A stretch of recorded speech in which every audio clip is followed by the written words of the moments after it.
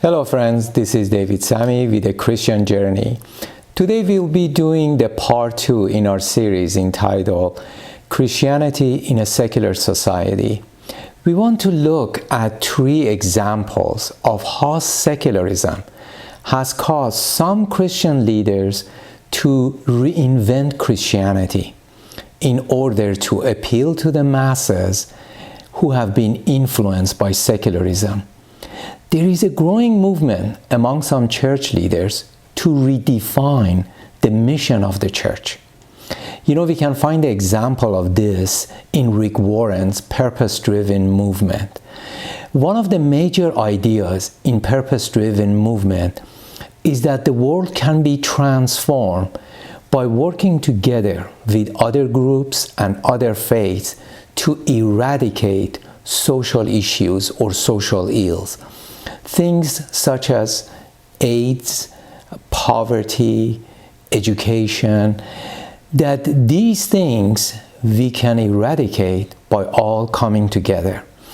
According to Rick Warren, it's time for us to stop being legalist and stop showing the world what we are against. But instead, we need to show the world what we are for, and it's time for the church to be the church again. You see, the problem with this movement is that it's redefining the mission of the church from proclaiming the gospel and making disciples of all nations to becoming a force to eradicate social ills, such as illiteracy, again, AIDS, and other social issues. Now, there is nothing wrong with the church doing good works in the community and in the world at large, but it should be on top of godliness and discipleship. It should never take the place of discipleship or godliness, but it should be a byproduct of who we are becoming. You see, the world is the byproduct of who we are as people. We cannot bring about lasting change unless we become transformed first. Humanity's problem is in their hearts. It's in who we are. And that is why a lasting change can never come by trying to eradicate social issues or social ills. The issues in society are simply the symptoms of who we are.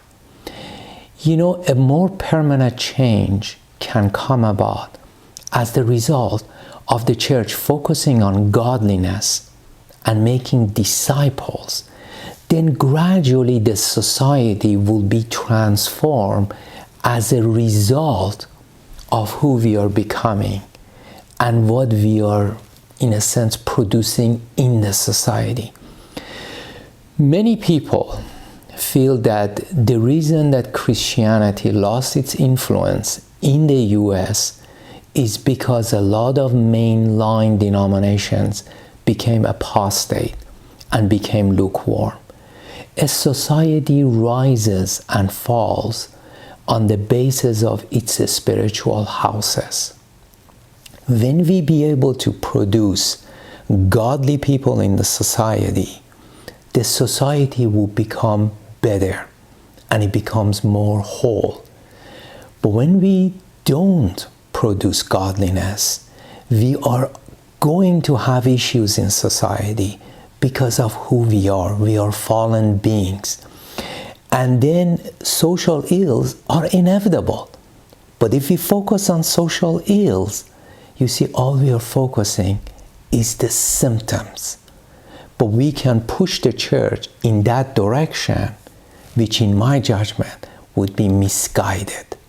If I was Satan and I wanted to deceive the Christians in America, what I would try to promote is, come and fix the society. Don't you think that this world can use to become a better world? Don't you think this world needs help? If the Christians don't do anything, who else will? If I was Satan, That's what I would promote. But you see, this may be an attempt to make Christianity to appeal to the masses without asking them to believe in Christ. By promoting social issues and social causes that everybody can get behind, we are blurring the distinction between a Christian and non-Christian. But that's not important.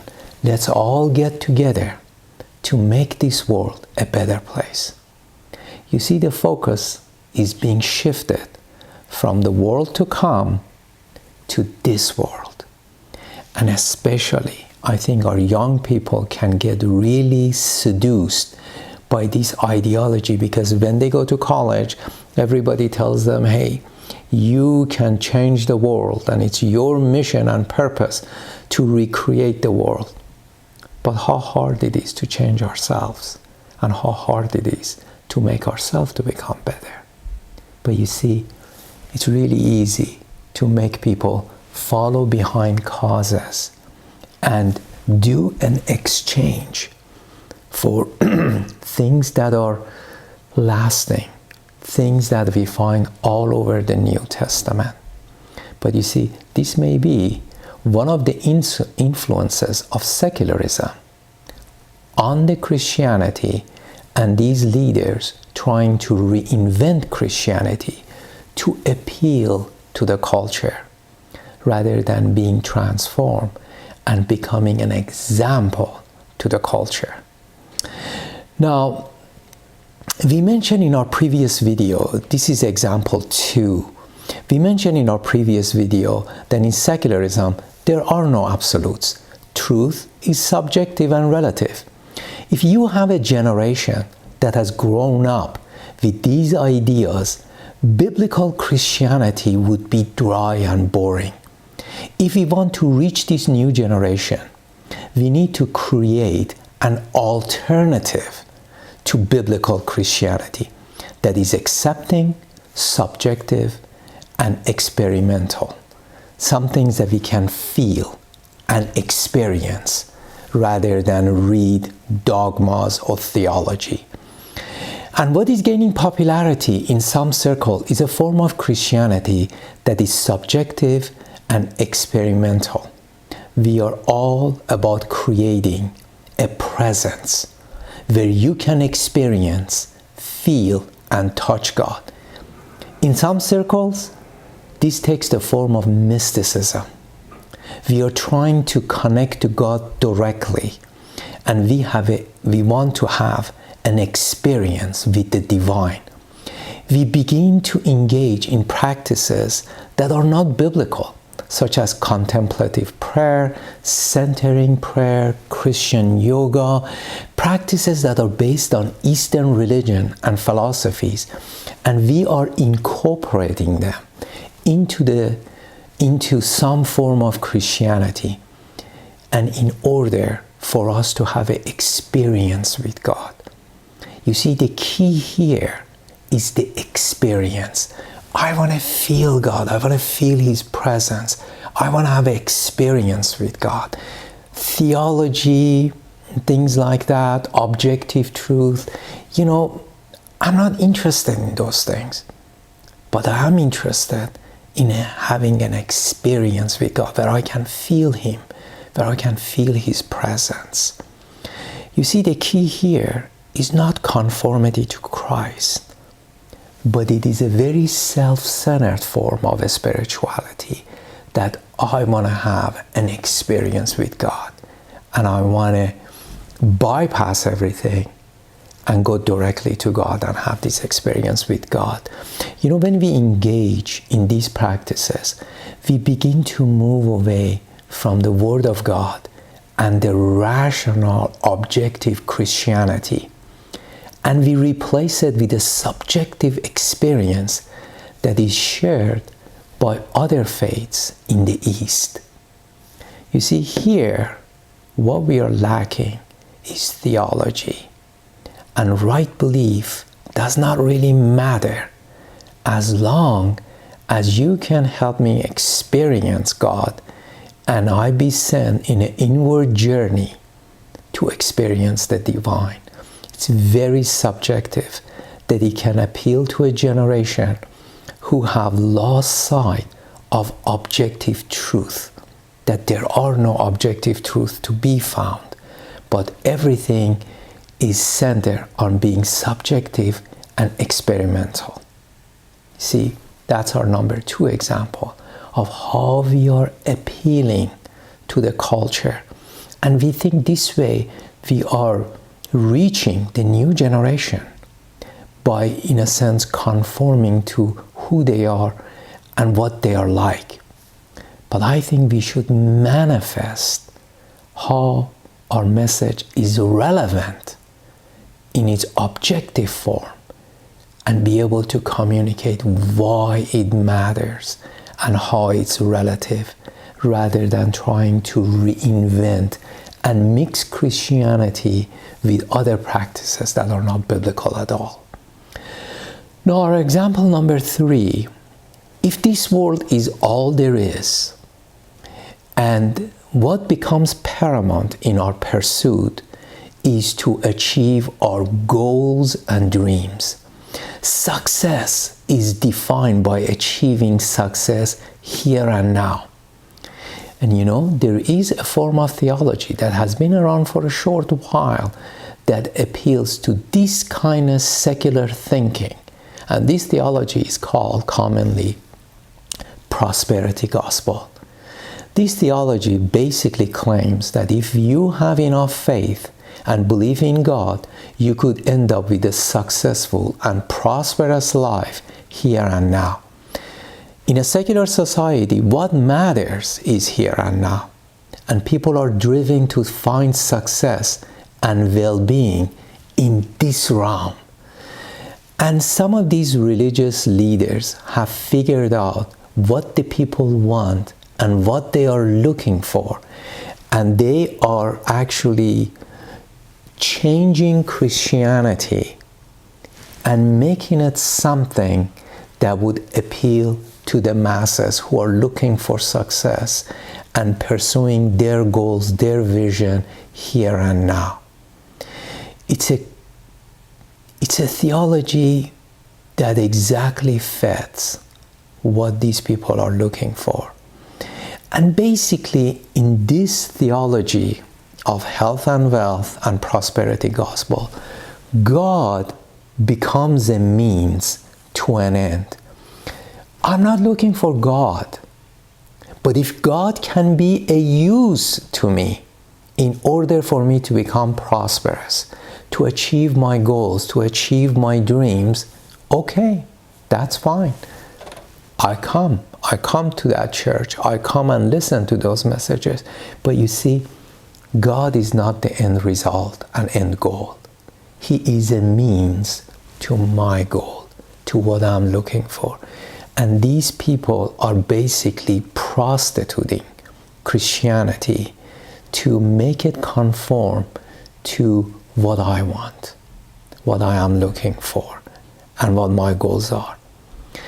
And in most of these circles, the pastors usually have lavish lifestyle. They drive fancy cars. They have homes on acres. And this way they're portraying, look at me as an example.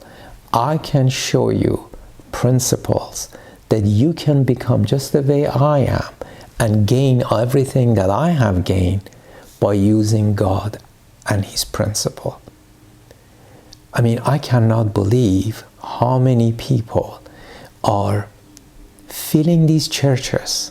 And as a matter of fact, I used to work with a lady that she went to one of these churches. And one time we talked, and I asked her, I said, does it give you pause that, you know, your church maybe is focusing a lot on health and wealth and these things, this world, rather than in the world to come? And she looked at me straight in the eyes and she said, David, why would I want to follow a God that wants me poor? You see, that's what happens. That's what we produce when we promote worldliness instead of godliness. When we try to attach the people to this world and this realm rather than focusing on the things that are above, focusing on godliness and who we should be becoming. You see, if you promote those kind of values and messages, you may end up with a church with 50 people. But you see, is that a failure? You see, success is not defined by the result. That's a worldly way of defining success.